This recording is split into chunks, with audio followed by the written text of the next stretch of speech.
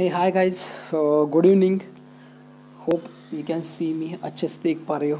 Camera थोड़ा सा blur होगा. सदगुरु जी के इतने सारे वीडियोस देखे. मैंने तो वैसे भी बहुत सारे देखे हैं जो मैंने पिक किए थे देखने के लिए और यहाँ पे ब्रीफ में कुछ बोलने के लिए. तो फर्स्ट वन वाज जो उनका है अबाउट फार्मर्स एंड फार्मिंग के बारे में. एट प्रेजेंट इंडिया में जो सिचुएशन है उसके बारे में जो वीडियो था वो मैंने देखा था और जो उसमें है उसके बारे में बात की. सेकंड वीडियो है अबाउट रैली फॉर रिवर, जिसमें रिवर्स में जो ड्राउट आ रहे हैं, फिर उसके बाद में जो सडनली फ्लड्स आ रहे हैं, ड्राउट आ रहे हैं, उस सिचुएशन के बारे में बात किया गया था. फिर डेजर्टाइजेशन क्या है, उसका प्रोसेस क्या है, फार्मर्स के बारे में किस तरह से हमें सोचना चाहिए, हमारा व्यू क्या है, वो सेकंड वीडियो था. उसके साथ में मैंने और एक पानी फाउंडेशन का आमिर खान का वीडियो भी उसके साथ में ऐड कर दिया था, जिसमें बताया गया था, दिखाया गया था कि किस तरह से पानी को रोक के बांध बना के हम मैक्सिमम बेनिफिट ले सकते हैं. फिर उसके बाद में थर्ड वीडियो था his interview with Sunil Chhetri, जो रिसेंटली आया जस्ट 2019 स्टार्टिंग में, अभी जस्ट फ्यू डेज बैक आया. उसमें उन्होंने स्पोर्ट्स की वैल्यू क्या है, स्पोर्ट्स के बारे में. सदगुरु को भी खुद को स्पोर्ट्स बहुत पसंद है और सुनील चेत्री तो फुटबॉल का क्या बोलेंगे उसको, उसने एक अलग स्टेटस दिया इंडिया में फुटबॉल को. तो उन दोनों के इंटरव्यू में से बहुत सारी अच्छी चीज़ें निकल के आई है उस वीडियो में. वहाँ पे उन्होंने बात की है आने वाले फ्यूचर जो फैमिलीज़ है, फ्यूचर जो कपल्स है, फ्यूचर जो कुछ पॉपुलेशन ग्रोथ के लिए रिस्पॉन्सिबल रहने वाले लोग हैं, उनके लिए बहुत अच्छी एडवाइस दी है. पेरेंटिंग से रिलेटेड बहुत अच्छी बात की गई है. और अब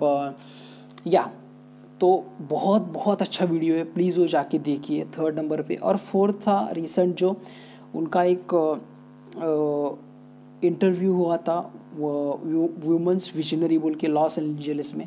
उस इंटरव्यू में about masculinity and about feminism, ये दो चीज़ें हैं, दो साइड्स है ह्यूमन बीइंग की, उसके बारे में उन्होंने बात की. फिर उसके बाद में जो उनका वर्क चल रहा है, क्या कर रहे हो अपने वर्क में, क्या मतलब लेडीज़ के लिए क्या कर रहे हैं, उनका व्यू कैसा है about girls and how to treat them, उसके बारे में. एंड उनकी फैमिली की थोड़ी उन्होंने हिस्ट्री उसमें ऐड करके बताई है. सो बहुत अच्छी वीडियोस है. मैंने उनके ऊपर मेरा ब्रीफ रिव्यू और रिएक्शन और ओपिनियन बताया, रिएक्शन ही बोलूँगा मैं इसको, ओपिनियन बताया है. And moving on to fifth video, इसमें आस्क सदगुरु एनीथिंग बोल के एक वीडियो है, जिसमें इनसे कुछ क्वेश्चंस किए गए, उसके बारे में बात की गई है. और बहुत सारी बातें हैं इसमें भी जानेंगे, ग्लोबल लैंडस्केप मीडिया की ओर से किया गया है. And that's the video. Let's watch and let's see इससे हमें क्या मिल सकता है, इससे हम क्या समझ हमें मिलती है, क्या सीख हमें मिलती है. Let's watch that. Okay.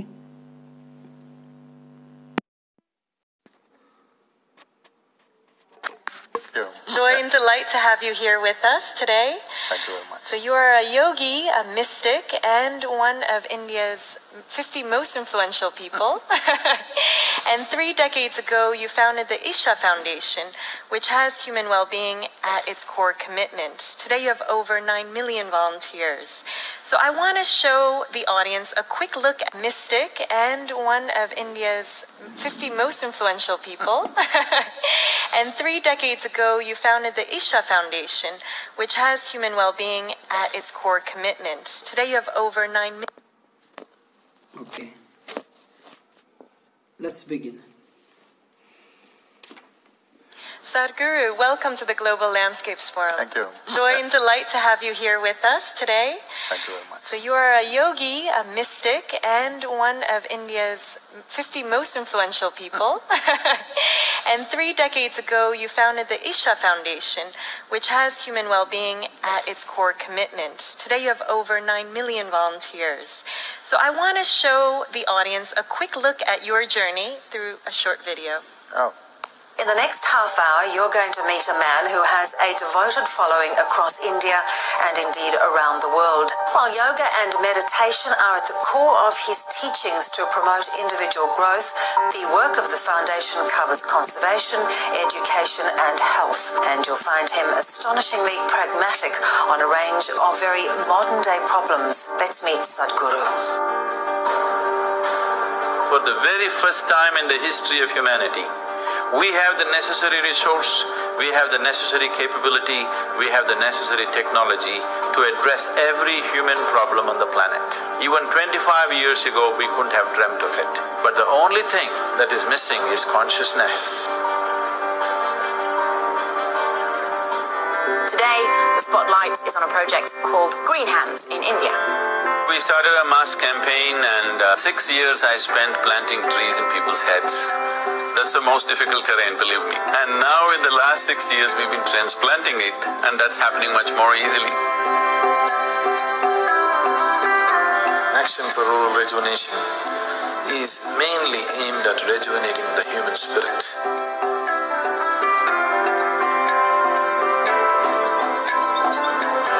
English and computer skills are very essential to make these children come out of the hopeless economic and social pit they are in. If you could first tell our viewers, what is the idea behind it? Initiative, insight, which is more specific towards entrepreneurs. Whatever the nature of your business, ultimately it is all about human well-being. Isha Foundation, a non-religious, non-profit public service organization headquartered in southern India. SADHGURU has established Isha Institute of Inner Sciences in North America as a space for inner transformation and complete well-being. Surrounded by the serene forests of the Cumberland Plateau, Isha Institute attracts visitors from around the world for its unique programs and special events. We've engineered the outside world in so many ways, but we've done nothing about this one. If you want to know well-being, in is the only way out. This is what I want to teach you too. That is, you can be completely intoxicated without any drug, just on life. This is a shift from wine to divine. How can you love one and hate the other when the same divine exists in all? Spiritual process is not about looking up or looking down. It is about turning inward. See, the only thing that I'm really good at is just this. I can just make the air around me just crackle with energy.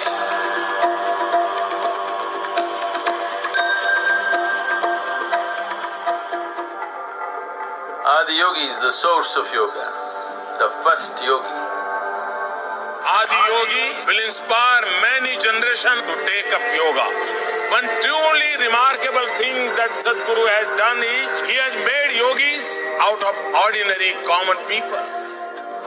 We're tracking a mammoth movement, an incredible rally starting from Kanyakumari, reaching up to the Himalayas, all in a month with the sole purpose of rejuvenating India's rivers. Every state is responding. This is concurrence and this is wonderful. I'm very happy that Sadhguru has taken up this cause. It should also become a people's movement for our own survival, for the survival of our children. If you have to describe yourself in one word, would you consider wildlife as 2 words or 1 word?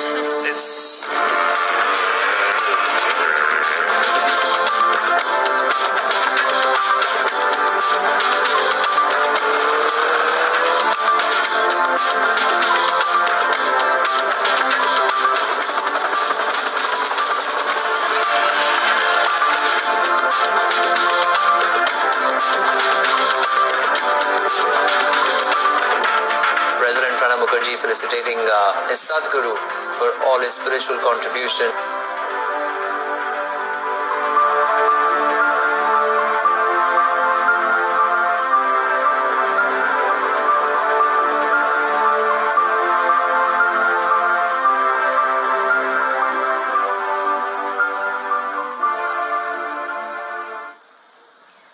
So, Sadhguru, very inspiring accomplishments in your humanitarian work, but also a really thrill seeker, I see, on a motorcycle.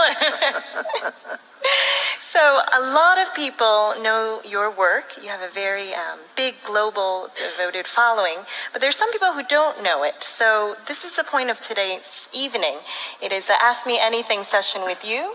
So we will be getting questions from the thousands of people streaming in online who are not here today in Bonn with us in person. And for those of you in the room, you can still participate.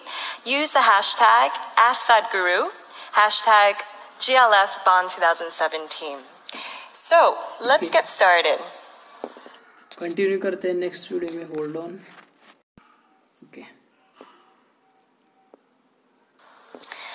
First of all, I have a burning question of my own, Sadhguru.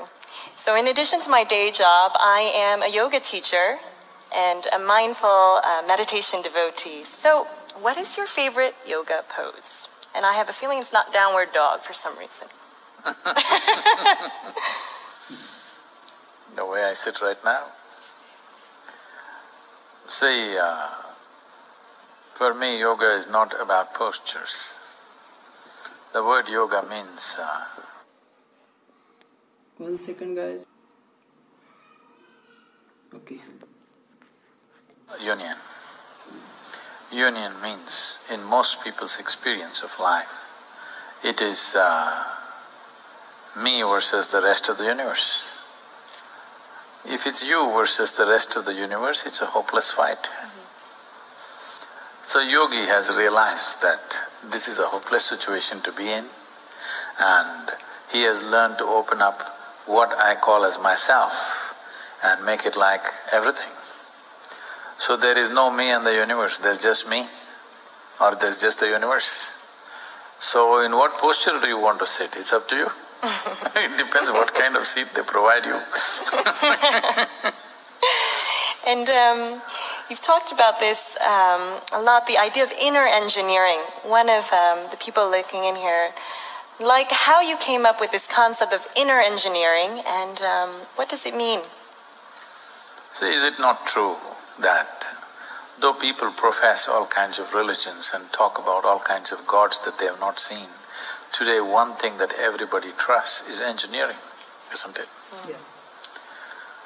Why we trust engineering is, when you engineer something, you engineer it the way you want it.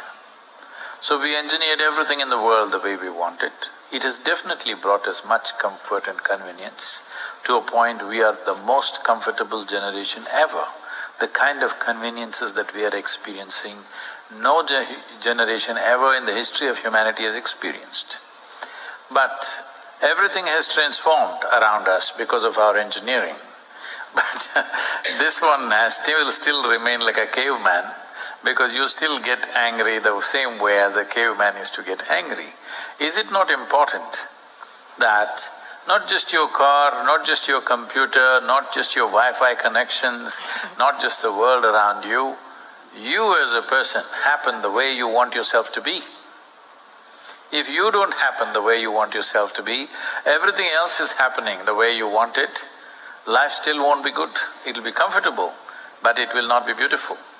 Life becomes beautiful only when you are able to happen just the way you want yourself to be.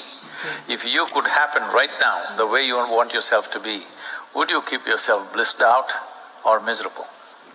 Might have to tell my boss I'm going to go teach yoga on No, island. you didn't answer my question. So no, it's a very good point. So start with the canvas within if you had a choice right now, either to be totally blissed out or miserable, what is your choice for yourself? Blissed out, but with a purpose. Yeah. See, if you're blissed out, you will do what is needed, not with your own artificial purpose. Right. Nobody has any right to have a purpose of their own. If you are really joyful by your own nature, you will look around and see what's needed and you do just that. Absolutely. If we are doing what is not needed, that is not a great thing. Only when people are seeking happiness through their action, they will do all sorts of things which are unnecessary on this planet. But if your life is an expression of your joy, you would do simply what's needed. So why should you need a purpose of your own? There are many things that are needed. If something is needed, we will act. Nothing is needed, you can close your eyes and sit. With mind full or empty, it's up to you. I sit with an empty mind, you do mindful. Time to clear and reset. Very true. So one of the people streaming in had a follow-up to that. if we are all in the pursuit of happiness, why do you think it is so elusive? To be in pursuit of happiness itself is a oxymoron, because whether you experience joy or misery, happiness or unhappiness, agony or ecstasy, all happen from within you, isn't it? When the source of your human experience is within you, when the basis of human experience is within you, you trying to extract it from the world is a silly way to go about. Right now, this is the problem. People are trying to extract happiness from people around them or the world around them. They will definitely be frustrated and it will be elusive, because how can you make happiness rain upon you? Happiness will not rain upon you. It is just that the seat of your experience is within you. If it was under your control, if you had taken charge of it, you would definitely create most pleasant experience for yourself. If it is not on your charge, it happens accidentally. Somebody else is able to make you happy or unhappy. Or what this means is, somebody else or something else or just about anybody can determine what happens within you. See, if somebody determines what happens around you in your life, that itself is generally called as slavery, isn't it? If someone else or something else can determine what happens within you, isn't this the worst form of slavery? That's what I'm trying to release them from. The worst form of slavery, that something or somebody or whatever can determine what happens within you. What happens within you must be determined by you. If you determine what happens within you, I am 100% sure you will make the most pleasant things happen within you. If right now, if you're feeling blissed out, will you be nice to me? Obviously, isn't it? Yes. If you are feeling nasty, you will share it with me. But if you are feeling beautiful, you respond beautifully to everything around you. Instead of teaching all kinds of morality to people, if you teach them how to be joyful by their own nature, you can be assured they will do the best things to everybody around them. Absolutely. Very wise. So, someone has a challenge, then why is there so much suffering in the world? Is there a reason for it? Suffering in the world is self-inflicted. There are situations in the world which could be challenging. Somebody is in a war zone, somebody is in a famine zone. These are pains caused from outside to us. Somebody may be in an ailment or an injury. These are things caused to us from outside. Pain is caused to you by your body and by situations around you. Suffering is totally manufactured in your mind. If pain comes, suppose I step on a thorn and it hurts me, it hurts my body, it's painful. My body also goes through pain. But whether you want to multiply it in your mind and make it into suffering, or just leave it as pain and treat the pain as it should be treated, is your choice. So this is a choice that you must be able to exercise. Most people have lost that ability to exercise that choice. The reason why there is such widespread suffering is, we have not invested any time or energy or resource towards the inner well-being of the human being. We have built schools, we have built hospitals, we are building all kinds of things around us which are of course needed. But have we built any infrastructure, either physical infrastructure or human infrastructure, towards the inner well-being of the human being? At random, here and there, something is happening, but there has not been an organized effort to do that. And that is why you see so many people suffering, because we have not invested in the human well-being. All right, next question. We're at the Global Landscapes Forum where people work together, but sometimes people are selfish and just care about themselves. What is your advice? I'm sorry, global? We are here at the Global Landscapes Forum, where the mission is to work together. But many people seem selfish and only care about themselves. What do you say to that?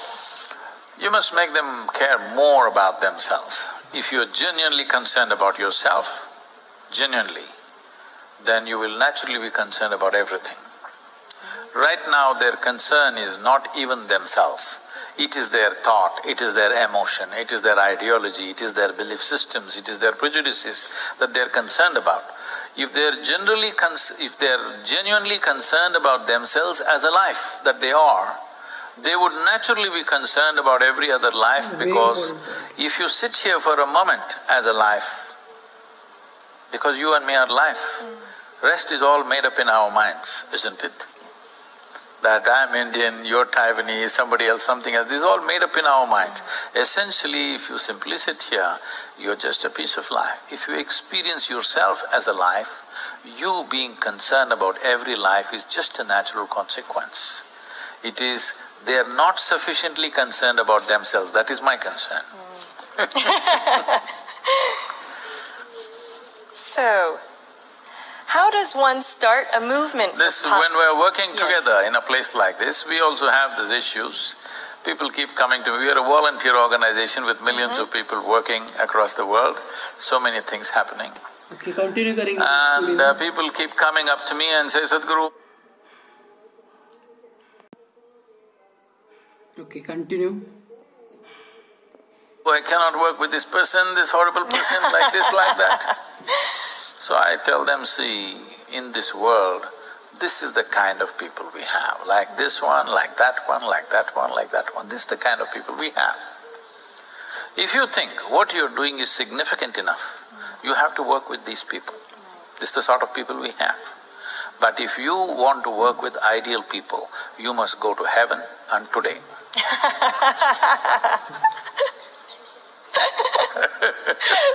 Good response. So, someone's writing in, how does one start a movement for positive change, like Rally for Rivers? How did you get it off the ground?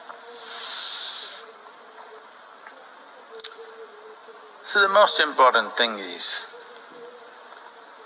if we talk about some vague, abstract idea, it's not going to reverberate with the people. It must concern their lives. And if you clearly make it in such a way that it's about them, it's not about you, then naturally people will take up to it. One simple thing which is very clear in my mind, when I said this one sentence reverberated across the country in India. I said, this is not an agitation, this is not a protest, this is a campaign to raise awareness and to bring about a policy for the well-being of our rivers. So once I said it's not against you or anybody for that matter, it is not against the political powers, it is not against any particular group, it is not against the farmer, it is not against the city dweller, it is not against anybody. It is just that our rivers are dying, we need to do something. When it was appealed in such a way that it was never against anybody, it is for everybody, and it's not about me, it's about you, naturally people reverberate with that. Absolutely. So, I'm getting a question here. How can we, school students, give our support to Rally for Rivers? This is from someone in India. This is one phenomenal thing that happened in the country. The school children, incredible things that they produced in those… in the last 3 months. The way they stood up and supported, the kind of lot of artwork they did and the messages they gave out and the videos that they made. The children did such a fantastic job which inspired millions of people to act. And when we asked them to paint a river, we had a painting competition running across some 160,000 schools. The most painful thing was to see that many children just painted sand and they thought it's a river, because that's the kind of river they've seen. Right. They've never seen a flowing river. And we made some kind of a brief survey and we found 80% of the population below 20 years of age in a city has not seen a river in their life. They only read about it, they only heard about it, they saw it in the movies, but they've never seen a river in their life because they never went. They live in an apartment home, they just go to school and they come back and they study and that's about it. They never went to a river. So when I made this thing that, as it's something that I always kind of, against people taking selfies with me, and I have never taken a selfie myself. I said I'm compromising this no selfie business, and I took 8 selfies till now with 8 different rivers, and it caught on in a big way that Sadhguru is taking selfies. I said only with a river, not with you, not with anybody, not with prime ministers and presidents, but only with a river I will take a selfie. And children started taking selfies with the rivers. They compelled their parents to take them to the rivers, and this became a large movement, and children have done wonderfully well. So for the child who's asking this question, the time for giving the missed call is over. It is in the works to become a policy. So we will be calling forth depending upon where you are. Right now we called forth for full-time volunteers. Nearly, I think, 6,000 people have registered for this, and a few hundred will be coming and moving into the yoga center to work from there. The rest will work in various cities. Whichever city you are, if you register in the Rally for Rivers website, we will see how to engage you in some form. Wonderful. Okay, now we all know the trick if you want a selfie with Sadhguru. Find a river. All right. You have to have a river in the background. I don't know if we have… oh, we have the Rhine, huh? Not far. So, this is an interesting one coming in. There seems to be no justice in climate change. Developed countries that are taking up most of the carbon budget are the ones that flourish, whereas others are on the brink of disaster. Does the law of karma really work? See, if we look for justice in the world, we will end up with a fight. The moment you demand justice, believe me, you will end up with a fight or with reprisals. So, whatever people have done, have done. Right now, how to get the world to be far more inclusive than the way it is what we should look at. If you ask for justice, in a way, in their minds, from whomever you are demanding justice, in their mind it looks like revenge. You're trying to avenge for what they have done in the past. It's not going to work. So we should look for a more inclusive world, because what you call as environment is most inclusive, it doesn't spare anybody. So we just have to make common cause out of this. Those nations, those societies who have been little left behind in development, of course we have a challenge. We will have to pitch our causes in the international forums and for the right kind of laws.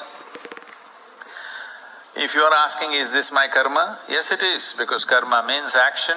You have not performed the right kind of action, so you are paying the price for it. It's time we do the right kind of things now.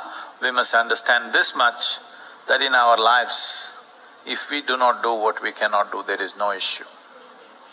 But if we do not do what we can do, we are a disastrous life. So don't be a disastrous life thinking up all kinds of philosophies for yourself. It is very important we as a generation of people do whatever we can do to set things right. And this is our time on the planet. We must understand this. Those of you who think you're immortal, I'm just reminding you, you're mortal, you'll be dead one day, all right? On that day you will do something very eco-friendly, that you get buried in the planet. It's a very good thing to do. But right now we must understand, we are here for a brief amount of time, like a baton carrier in a relay race. Whichever way the previous generation gave this planet to us, we are supposed to make it better and give it. But we as a generation, we cannot make it better. We have taken a huge bite of this planet.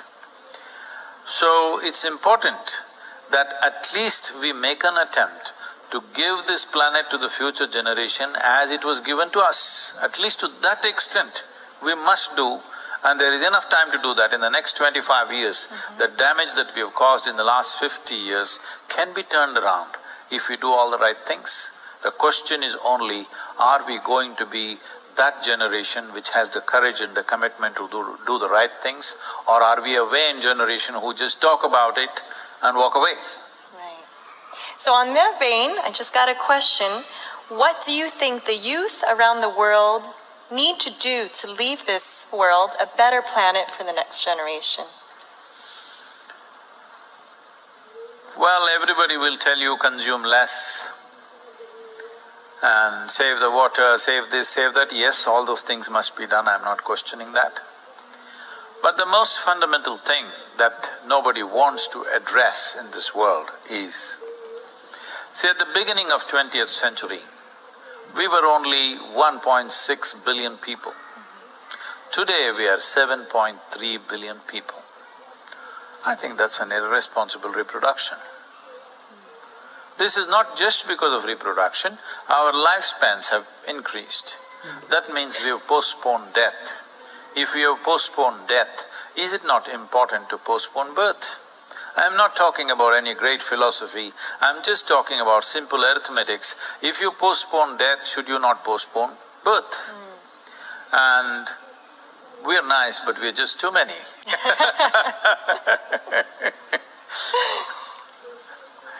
If we do not reduce the human footprint on the planet, do whatever you want, all kinds of technologies, all kinds of philosophies, all kinds of environmental movements, we have to reduce the human I'm sorry.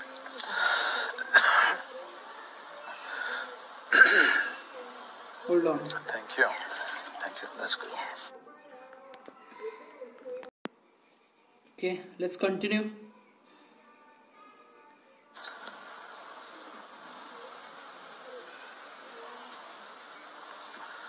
We have to reduce the human footprint on the planet in the sense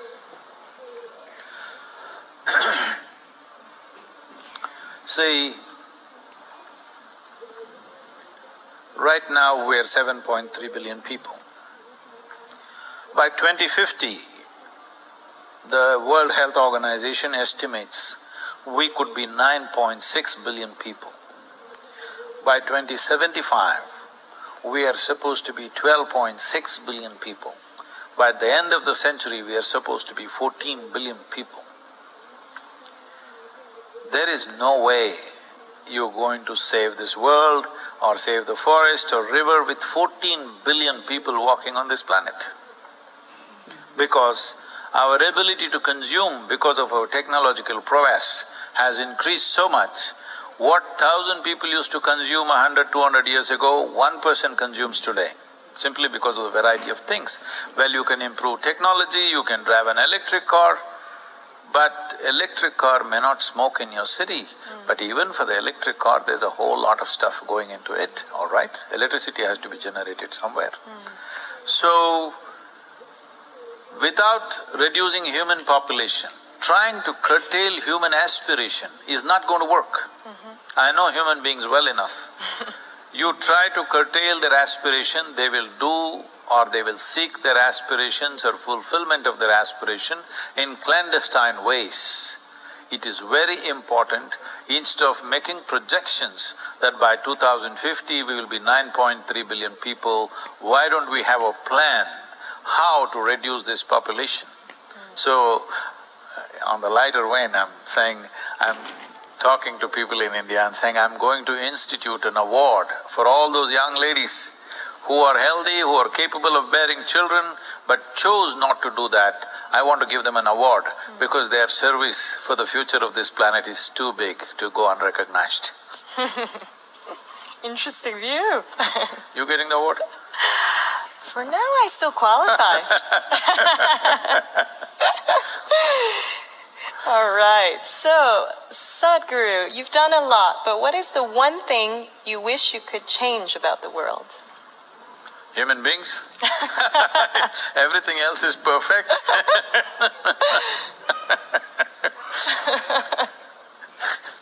That's the only thing. Everything else is just perfect. This planet is perfect, minus the human beings. We human beings have to get in tune with the rest of the existence, that's all. That's yoga. Speaking of humans, what is your biggest weakness? What's my biggest weakness? I never left any aspect of my life as a weakness. Whatever qualities or whatever lapses that may be there, I made it all into something that will work for me and for everybody around me. Speed is my weakness. Yeah? Once I sit on something, it has to go full speed. So with life, it's on full speed. So that explains the motorcycle. Huh? That explains the motorcycle hobby, huh? It was not a hobby, it was my life at one time. I literally lived on a motorcycle for about 7 years. I crisscrossed India on my motorcycle. Now I'm something else, but always on full speed. It's good. There's a lot to do. There's a lot of action we need to take, so it's good to have people like you. All right, so Sadhguru, our last question for you is…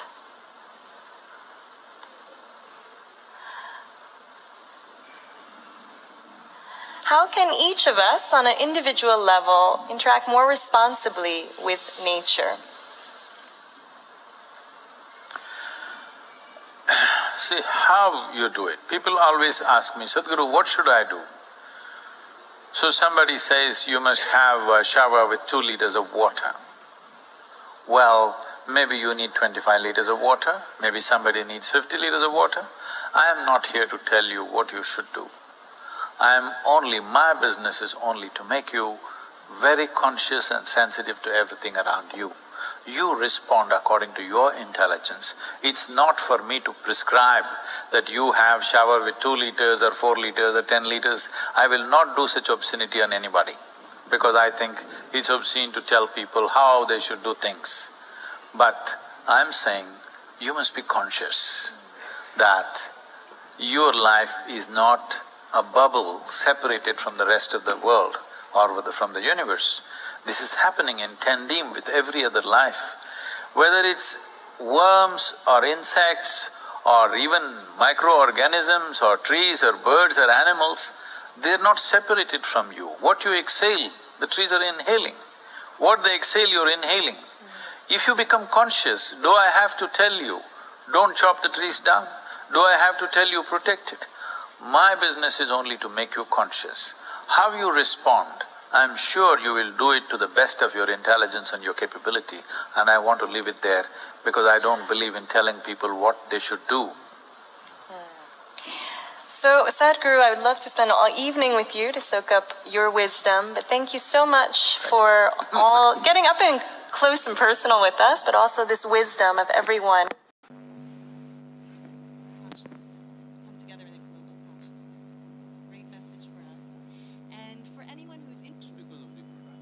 Our lifespans have increased. That means we are postponed by your body and by situation. Yoga is not about postures. This is what I want to teach you too. This is not about looking up or looking down. It is about turning inward. See, the only thing that I'm really good at is just this. I can just make the air around me just crackle with energy.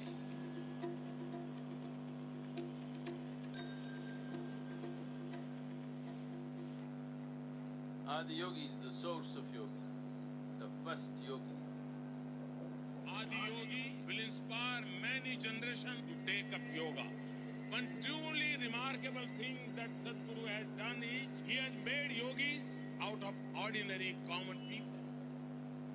We're tracking a mammoth movement, an incredible rally starting from Kanyakumari, reaching up to the Himalayas, all in a month, with the sole purpose of rejuvenating India's rivers. Every state is responding. This is concurrence and this is wonderful. I'm very happy that Sadhguru has taken up this cause. It should also become a people's movement for our own survival.